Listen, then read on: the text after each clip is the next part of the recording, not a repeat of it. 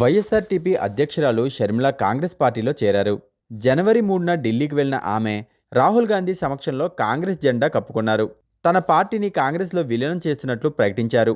షర్మిలతో పాటు ఆమె భర్త బ్రదర్ అనిల్ కూడా ఉన్నారు. ఈ సందర్భంగా మీడియా పలకరింపులో ఆమె మాట్లాడుతూ, నాన్న వైఎస్ఆర్ ఆదర్శాలను ప్రజల్లోకి తీసుకువెళ్తాను. ఆయన తన జీవితం మొత్తం కాంగ్రెస్ పార్టీ కోసమే కష్టపడ్డారు. నా పార్టీని కాంగ్రెస్లో విలీనం చేయడం సంతోషంగా ఉంది. దేశంలోని అతిపెద్ద సెక్యులర్ పార్టీ కాంగ్రెస్ మాత్రమే అని ఆమె అన్నారు. కాంగ్రెస్ పార్టీ అంటే తనకు చాలా గౌరవమని, పార్టీ ఆదేశాల మేరకు ఎక్కడైనా పనిచేస్తానని చెప్పారు. తన తండ్రి కూడా డిమాండ్లు లేకుండా పార్టీలో ఏ హోదాలోనైనా పనిచేసేందుకు సుముఖంగా ఉండేవారన్నారు. ఒక్క ముక్కలో చెప్పాలంటే తన జీవితం మొత్తం కాంగ్రెస్ పార్టీకి అంకితం చేస్తానన్నారు. ఆయన అడుగుజాడల్లోనే తాను నడుస్తానని ఆమె అన్నారు. కాంగ్రెస్లో చేరడం గర్వంగా ఉందని చెప్పారు.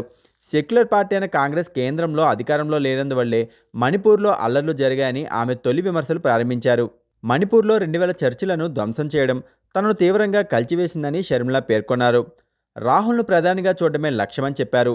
తనకు హైకమాండ్ ఏ బాధ్యత ఇచ్చినా ఆనందంగా స్వీకరిస్తానన్న ఆమె ఏపీలోనే కాదు అండమాన్లోనైనా పనిచేసేందుకు తాను సిద్ధమే అన్నారు.